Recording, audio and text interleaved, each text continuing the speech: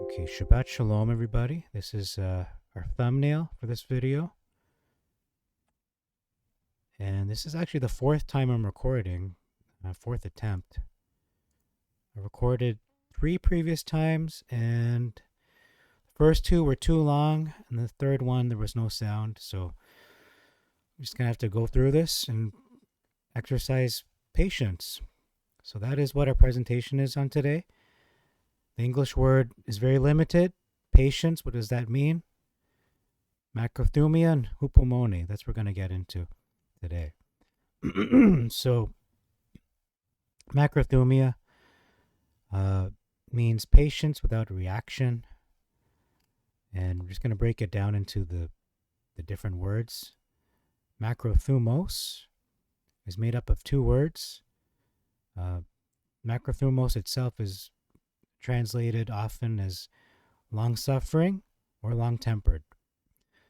Now, the 2 words that make up this word, macros means long, could be in terms of distance or time, and thumos means comes from passion, and we tend to lean on the negative aspects of this, which is fierceness, indignation, wrath, anger, hot anger. But I would argue that although long suffering at a very basic level means to tolerate the faults or shortcomings of others, whatever makes us angry, tolerating them is only a very basic starting point. It is when we learn through passion, which is better expressed as love, which is more specifically the love that comes from God, when we demonstrate that towards the other person, then we can really forbear whatever is thrown our way in regards to this person. Okay, so let us move ahead to the various definitions. And before I do that, I wanted to mention in passing that we had a conversation off the record, me and my father, and my earthly father, I should say, just to be more specific, that when it comes to the fruit of the Spirit, it's not something we can just, work on one at a time, and I'll be loving here, and then the next week I'll be joyful, and then patient, and it's a progression where I'm graduating. This is why Jesus Christ is really the embodiment of these fruit of the Spirit, because he is the completeness of what the fruit of the Spirit is. He not only used multiple different ones depending on the context and the situation, but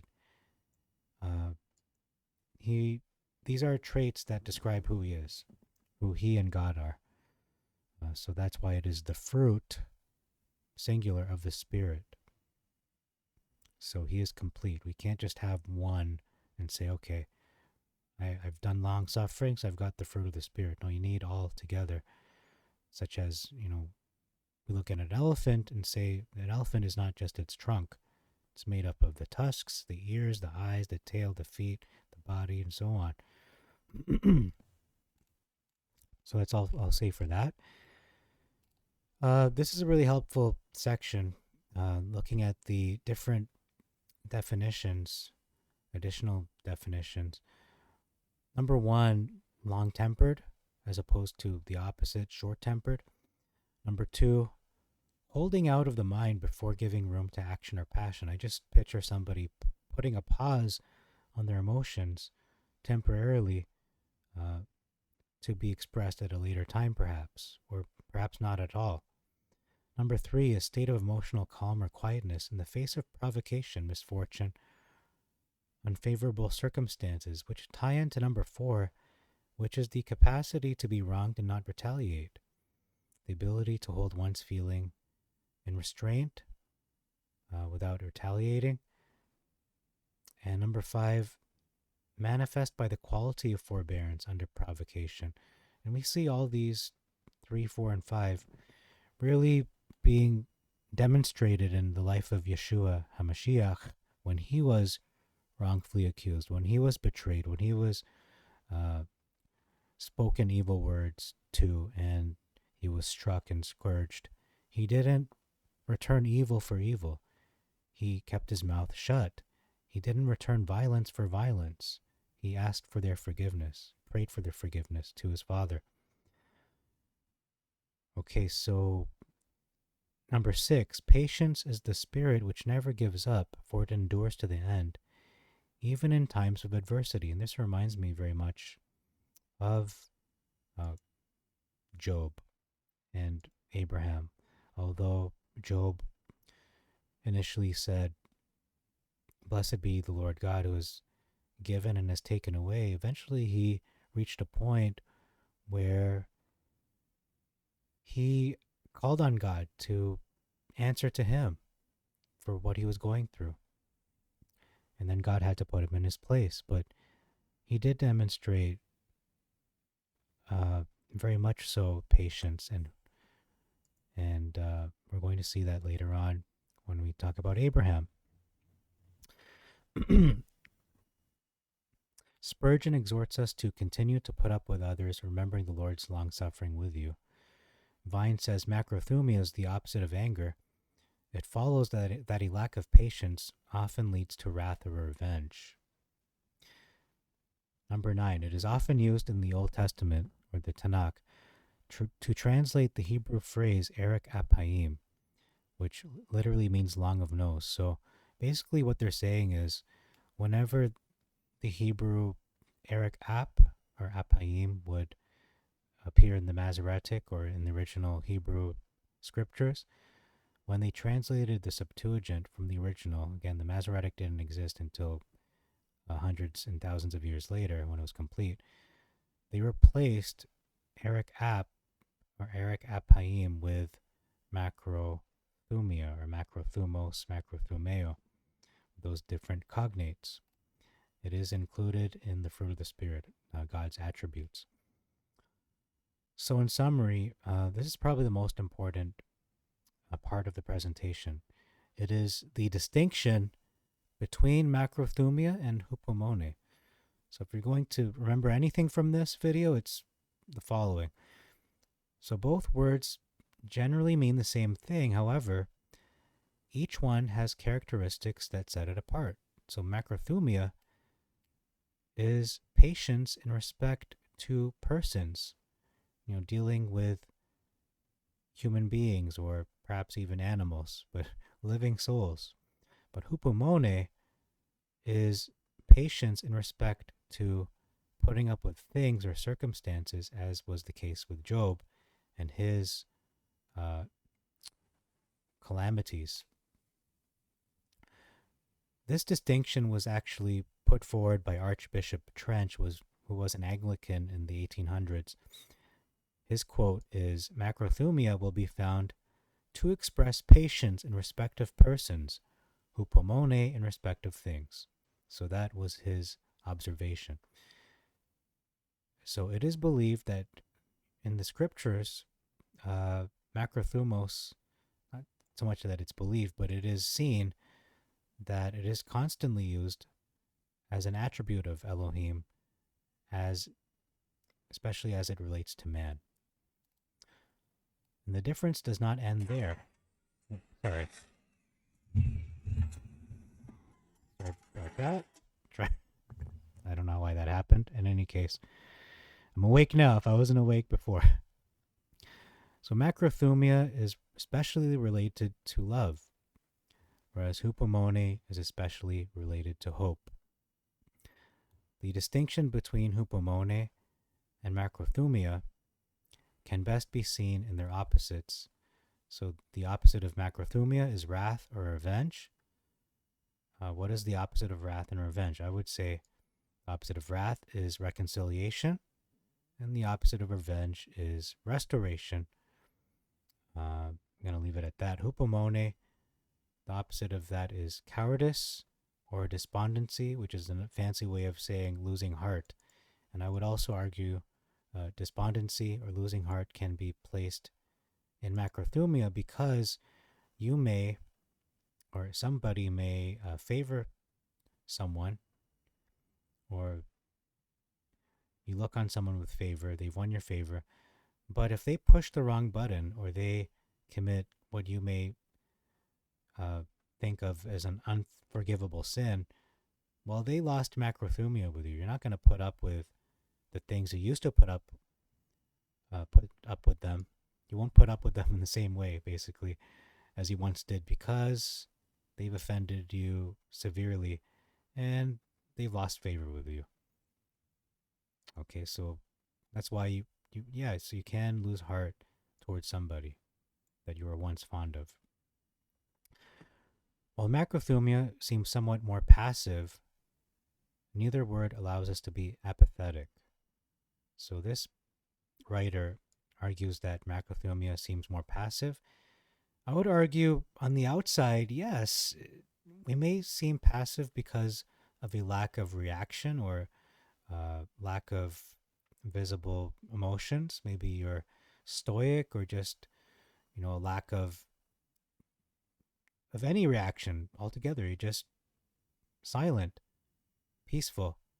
But I would argue that inwardly, although on the exterior we're calm and seem still, I would argue there's a war going on inside of us. There's a battle, a fiery battle that we wage in ourselves against our carnal flesh, fighting against the pulls that want us to react in anger, react in wrath, to say the wrong thing, to use profanity, for instance.